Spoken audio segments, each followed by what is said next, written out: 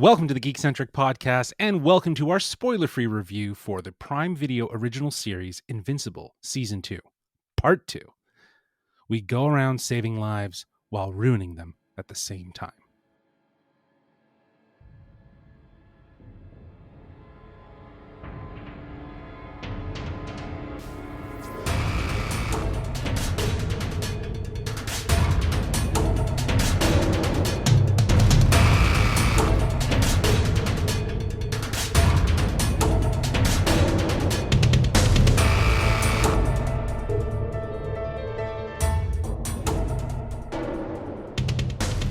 Hello, I'm J-Law, but you can call me Justin, and if you're joining us for the first time, well, we are Geekcentric, a podcast celebrating the world of movies, TV shows, toys, collectibles, gaming, and all things Geekcentric. Joining me today for this special spoiler-free review is my superhero co-host, Mr. Nate Shelton. How are you, my friend?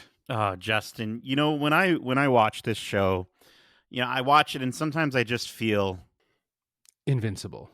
right. And that's what I mean. You're going to splash, do the splash. It doesn't work for audio, I guess, as much, but you put the logo up. I'm doing good, man. I'm so stoked that we got to watch this second half a little bit earlier and got to enjoy it. I'm just like, okay, now get me to season 2. Let's go. Or season 3, rather. Yes, get me to season 3, because there's definitely some good buildup in these last 4 episodes of part 2. As I mentioned, yes, this is part 2 of season 2. Part 1 came out just before the end of the year last year. In our discussion in the sort of synopsis that I've written, there are some spoilers for season 2, part 1. So if you haven't finished it, if you haven't even watched it yet, and you've somehow landed on this, please go watch Invincible season 2, part 1 before you listen to the rest of this podcast, because we're going to get into it, and I'm just going to throw us into it because we got some stuff to talk about. A huge thanks to Discussing Film, who created a really nice synopsis summarizing the events of part 1, picking up into part 2. So Invincible season 2, part 2 picks up with Mark Grayson pummeled into a paste from his proper fight with the Viltrumites, the de facto villains of the franchise, with his father, Nolan Grayson, aka Omni-Man, now captured by the Viltrumites, and the threat of invasion on the horizon. Mark is left with no choice but to take time to recover from his injuries. Time passes on Earth, leaving the planet vulnerable while Invincible is away, who then returns 2 months later to pick up the pieces of his relationship with his friends, his family, and maybe some other people along the way. That is my season 2, part 1 synopsis. If you don't know the cast, let me remind you who we got. We got Stephen Yeun, Sandra Oh, Zazie Beetz, Gray DeLise, Chris Diamatopoulos, Walton Goggins, Jillian Jacobs, Jason Mantzoukas, Ross Marquand, Carrie Payton, Zachary Quinto, Andrew Rannells, Kevin Michael Richardson, Seth Rogen, and J.K. Simmons. Invincible Season 2, Part 2 will be available exclusively on Prime Video as of March 14th, and will run weekly episodes for 4 weeks, because it's a 4-episode season or chapter, if you will. And a very warm thank you to our friends at Prime Video Canada, who were kind enough to share these 4 episodes with us for review, so we can discuss it ahead of the show's release.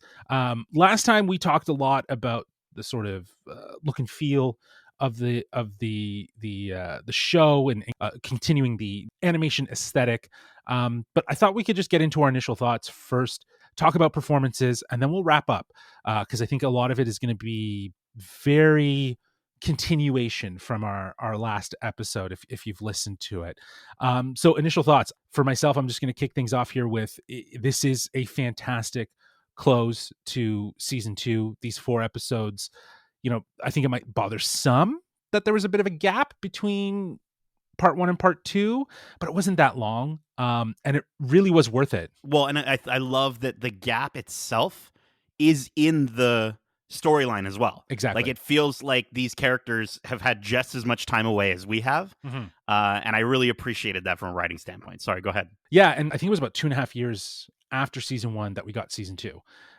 So here, obviously, it's not as long of a wait. We had about 3 or 4 months in between part one and part two. But to your point, exactly, it kind of allowed us to sit with that first part, very much like how Mark is in this, it's kind of think, contemplate, sort of recuperate from the intensity that was part one. And then we Yeah. get into part two, which doesn't miss the mark. It Hmm. continues the intensity. It actually drives it up to a 10 far Yeah. more.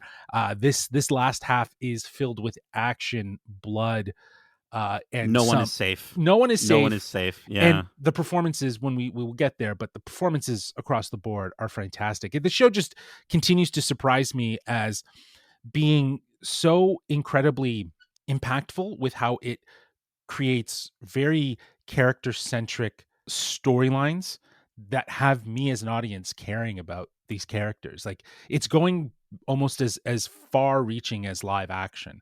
Not to say that there's anything about animation that creates a sense of barrier for us to actually connect, but it's just as riveting. It's just as invested as, watching any of these live action superhero shows.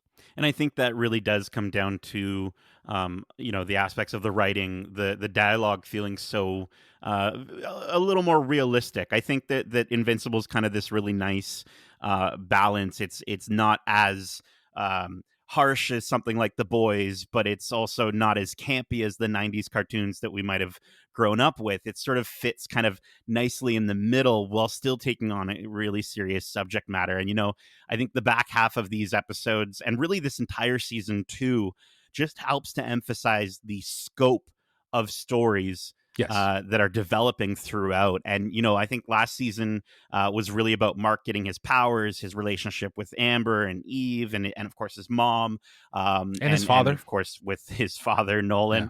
But I think this season breaks open so many different storylines, which I think out of all of them, only one is really seen through to somewhat completion. And normally in a lot of shows, I think that would be a negative. But here, for some reason, I'm the way that they've paced it out, it just gets me so excited for what's ahead and knowing that there's more stories coming. And I think this season and these back four episodes, it manages to do a lot of setup while still not feeling too overstuffed and still feeling character focused on characters that honestly I would have never imagined that we would get a character focus on, which is really cool. Yeah, it gives us a fully immersive experience by telling the stories of all the characters. Hmm. I think that's what I appreciate, is that it's not necessarily so narrow in its focus. It's actually very broad, and it's all encompassing about talking about this world and all of the characters that make up this world of Invincible, if you will. Um, yeah, I think the other thing I'll just point out, as I was mentioning before, the action is really Mm, dialed up. If part one was more of a sort of mood setter, because definitely the last episode, there's a lot of action in part one. hmm That fourth episode. But leading into that, it was a little more story building elements, if you will. hmm And I think these last four episodes in part two definitely drive the action up. I think there's intense amount of stakes that are to be considered in these final four episodes. And like you said, there's so much that's laid as a foundation for us to explore in future seasons.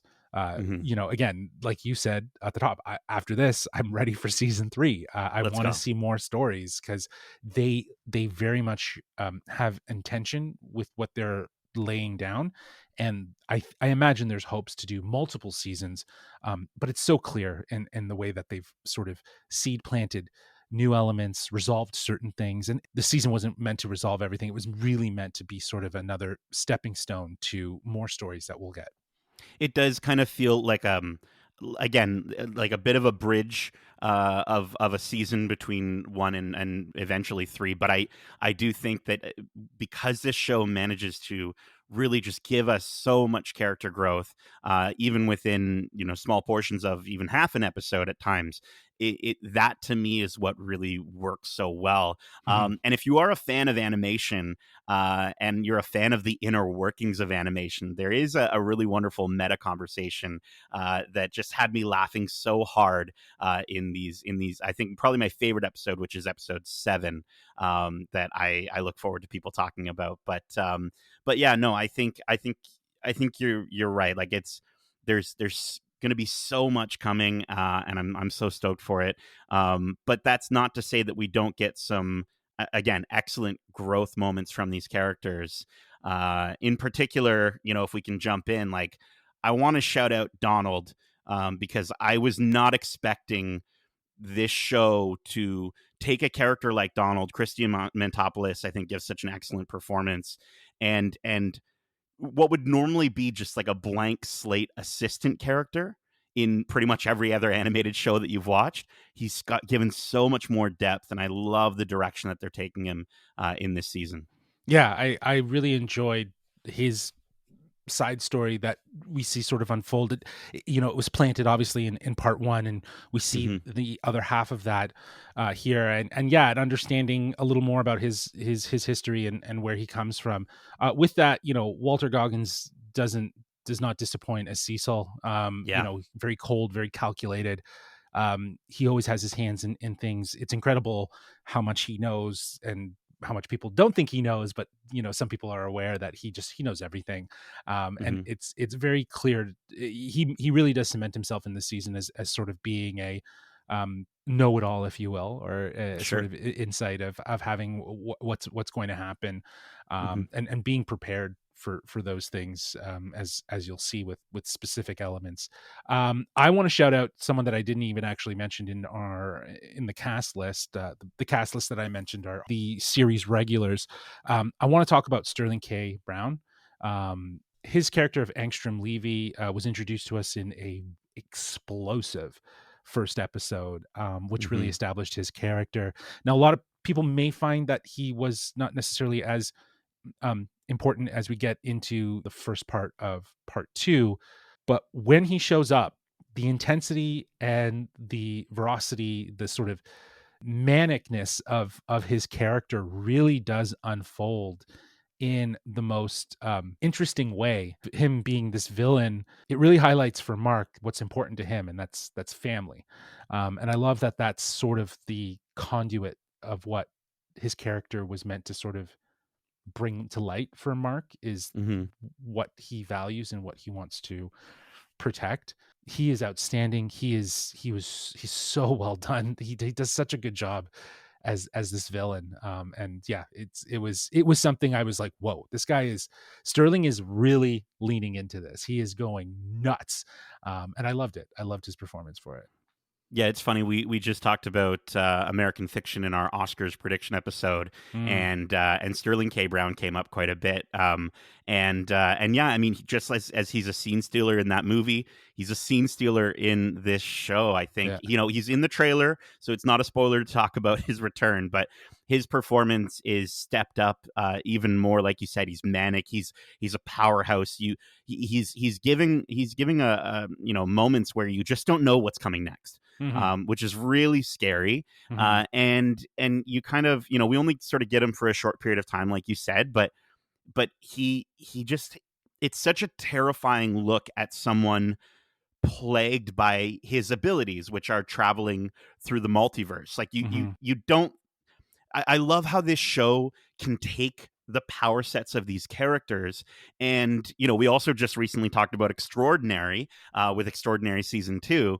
And it's so cool to see how these different shows, The Boys, Extraordinary, Invincible, and of course, everything happening within the MCU, it's cool to see how they approach the use of powers in different ways. And I think this show, you know, gives a really good look at highlighting ways that powers that you wouldn't initially think of as something that could be bad or a negative or used for a villain, like traversing the multiverse, are really brought to light here and really show the impact that it can have on a human being like Angstrom Levy, somebody who, again, when we first meet this character, is just like one of the he's such a good guy. And so to see him here, and the way, like you said, this explosive way that he sort of comes back into the scene is fantastic. It's really, really harrowing, and yeah, I think he is probably the best part of these back 4 episodes. For sure. And Yeah. the idea too that there's such little screen time for Hmm. his character, but we've seen him sort of trickle through part one, obviously again with this introduction and seeing the sense of humanity and empathy and how much that's changed.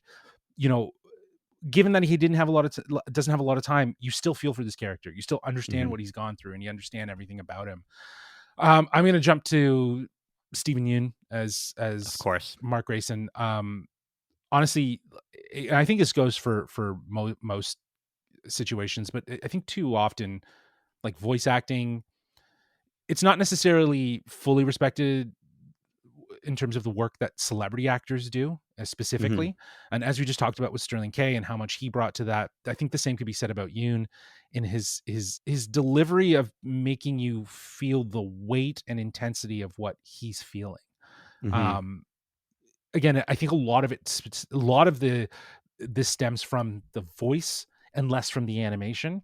The highlight of this series and from an animation standpoint is its fight sequences. It isn't the sort of interstitial moments that would lead us there. Those are feel very traditional animation, you know, and Hmm. they're just blocked and simplified in a way so that the animators can focus more on the intensity of other things that are far more important, like those fight sequences. So it really comes down to voice actors and performances giving weight to these characters and making us feel something. And Stephen Yoon delivers. He is absolutely fantastic, and obviously he's been getting a lot of love for his portrayal of in Beef. He both Emmy award winning and Golden Globe winning.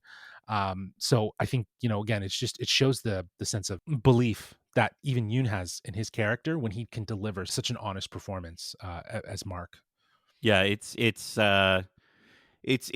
cool again, like you said, like we're watching these characters, but these animated, superhero characters, but again, because of these voice performances, they're so human. You're so able to connect with them, and he's just it's so there's some moments in this back half that are just so powerful. Hmm. Whether it's quiet lines of dialogue or him shouting or him feeling kind of again the weight of the situation that's happening like on his chest, on his neck, and you can feel that strain in his voice, and it's just so well done. And again, he's growing so fast, which is so cool to see. And I think you can say that about again most of the cast with just some big changes. I think they're all these characters are for the most part they're going through their own problems while all the chaos of some incredibly dark times ahead.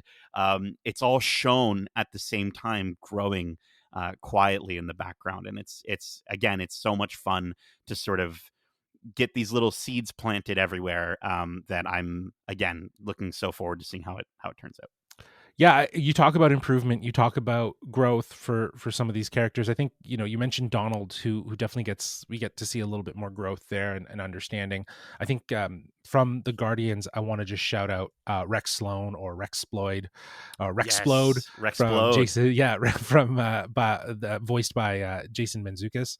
Um, he was fantastic. I really love the arc that they give his character in these last four episodes. It seems like Hmm. it's sort of a bit of a self-realization, a self-improvement, uh, this idea of wanting to be better given Hmm. the circumstances of the situation and how he needs to sort of adult, if you will, Yes. which is great because his character obviously is seen as a bit of a jokester, as a bit of the comedy sly.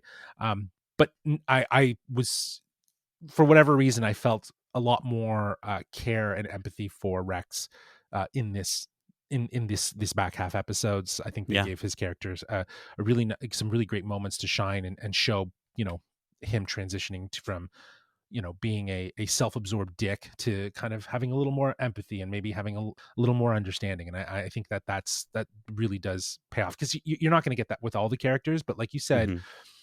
the way that they're able to like at least pluck a few and say, hey, let's do something with this character and have them have this little arc that you can really kind of connect with. I think that's that allows us to connect to this world so much more. This show is not afraid to steer away from its main character and the main story to talk about other things and connect everyone sort of on a more personal human level, which I Yeah. think this show does really, really well.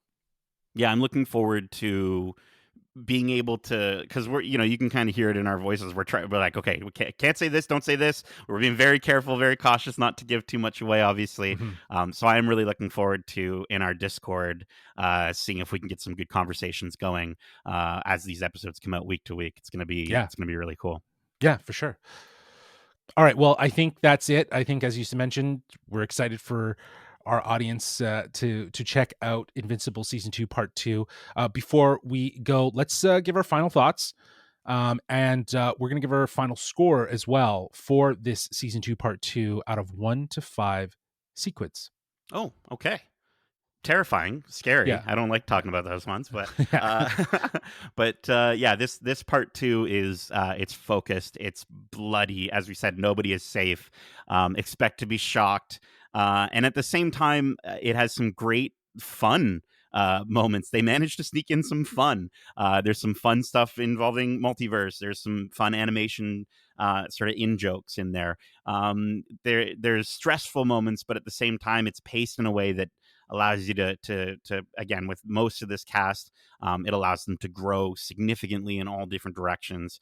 And as I said, this entire season two, just again, it helps to emphasize just how big this universe and its collection of characters and stories really is for people like us, like Justin and I, who've never read the source material. I don't think, have you ever read Invincible, Justin? No, I've been told No. numerous times that I need to. I'm afraid to.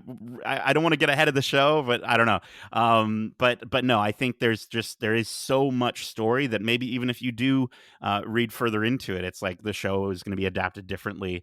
And again, I think for a lot of folks that could seem like, in a lot of shows that's too much. They're doing too much and they're not getting to it fast enough. But I trust Simon Rachopa, and these writers and this team so much that they'll be able to pull it off.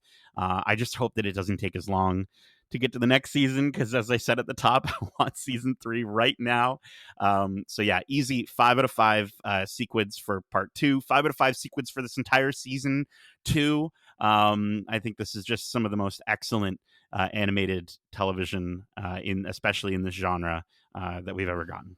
Yeah, because I think, to that point, the superhero genre in terms of films has been a little shaky. You know what I mean? Like, there's a lot of people that are questioning fatigue and so on, but you can't say that about what's on TV. Like, you got The Boys, Yeah. which is incredibly weird. Mhm. You got even something like, I really enjoyed Peacemaker. It's raunchy yet heartfelt. Yes. We both watched My Adventure with Superman, which was Mhm. incredibly fun and refreshing. Yeah. And we just, we watched a big MCU show that we loved, which was Loki and What If. And they continue to have great storytelling elements while also having really great moving moments. And I think what's great about Invincible season 2 part 2 is that there's such a balance between humanity and action. And I think Yeah. that creates a sense of relatability. When you see some of the events that some of these characters are going through, there's such a human aspect to it that we as an audience can relate to, whether it is something as simple as balancing your superhero life with your everyday life. It's just, how do you make life work in a lot of ways? Mhm. And I really think those human stories help to elevate this series amidst its superpowered violence. Like, the violence is obviously off the chain, and this season does not disappoint Oh, yeah. for violence. So Yeah. get ready. I also really love that this back half of season 2, part 2, is building more of like an Omni-Man self-redemption sort of thing that's going on. Like, how that is explored is absolutely great. But then you parallel that with Mark's emotional Mhm. journey and his arc. Again, I just think that it's humanizing superhero storytelling, if that makes sense. It's giving more emotion to these things other than just they have superpowers and they can kick ass. Mhm. And obviously this, season 2 part 2 does hint at some really big stuff that is going to come at the end. But what's great is that it's not overstuffed. The finale No. itself, it sets up future events or things to come, but it's still incredibly satisfying in a lot of ways. And despite having a large ensemble cast, I think these batch of episodes don't get too convoluted, and you get to focus on specific characters like we already talked about. And again, it's just it's so much fun. It's really great superhero storytelling that just feels rooted in something that is human. So yeah, I'm with you. 5 out of 5 for season 2, part 2. 5 out of 5 for the whole series. We did give part 1 5 out of 5. So by that math, this whole thing is a 5 out of 5, and rightfully so. I think a lot of people are going to be giving this a solid score, and it'll continue to be one of the freshest things on Rotten Tomato that you can find. So yeah, Very fresh. very fresh, right? That's what I'm talking about. Delicious. Well, that is it for our spoiler-free review for Invincible Season 2, Part 2. Again, a huge thanks to our friends at Prime Video Canada for letting us preview these episodes in advance so we can get you this review nice and early before Season 2, Part 2 premieres on Prime Video March 14th. That was a mouthful. But we hope you enjoyed this episode. And if you did, feel free to write into the show. You can reach us at wearegeekcentric@gmail.com. That's wearegeekcentric@gmail.com. Or you can hit us up on our socials at GeekcentricYT. That's on the app formerly known as Twitter, or X. Or you can hit us up on Instagram at wearegeekcentric. Also, as Nate mentioned before, we will open up a Discord channel. So anyone who would like to geek out with us and talk some spoilers from from part 1 into part 2, we would love to chat with you and hear your thoughts. And maybe we're crazy. Maybe it's not a 5 out of 5. You tell us. But keep in mind, we have a ton of other great episodes from around the Geekiverse, including our spoiler-free reviews for Kung Fu Panda 4, Extraordinary Season 2, and Dune Part 2, which is in theaters right now. We also have our episode, as Nate mentioned, we also have our Oscars preview and prediction show. The Oscars are airing this Sunday, so, we did our thing, the annual Geekcentric, breakdown. We don't usually talk about these movies during the regular season, if you will. We always wait to the Oscar season because we know that's when we're going to be able to talk about all these artsy movies and stuff like that. That might be less geek-centric, but we love the Oscars. We love watching it. We love to see that recognition and that reward going to movies and actors and filmmakers that deserve it. So that's a really great episode. It's a bit of a longer one, but hey, we had fun. We had a great conversation around all 10 nominated movies. And then we also gave predictions for 13 of the awards. We also have our ongoing watch club for Star Wars The Bad Batch Season 3 with episodes 1 to 3 out right now on our podcast feeds. We will be dropping episodes 4 and 7, a nice chunky episode, which will be coming out on March 13th. So you can stay tuned for that. That'll be coming up next week. And also next week, we got some great interviews and we have some great coverage because we're going to be going to Toronto Comic-Con. You're going to be able to find all those fantastic interviews, both on podcast feeds and on our YouTube channel at youtube.com/geekcentric until you wait for those great, fantastic interviews.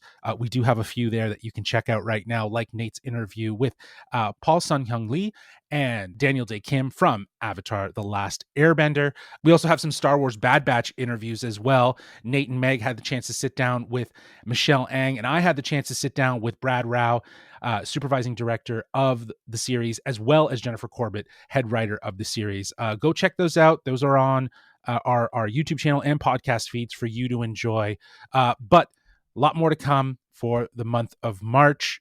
It's going to be busy, bro. So strap it on, strap on, whatever you need. Get that cape going, okay. get the goggles. That's where you're going with that. Okay, good. Okay. Yeah, good. No, not, what are you? Jeez. Pegging isn't new for me, but it is for you apparently. So anyways, we can be raunchy. It's Invincible, So, Sure. But until next time, as we say, Love ya. peace.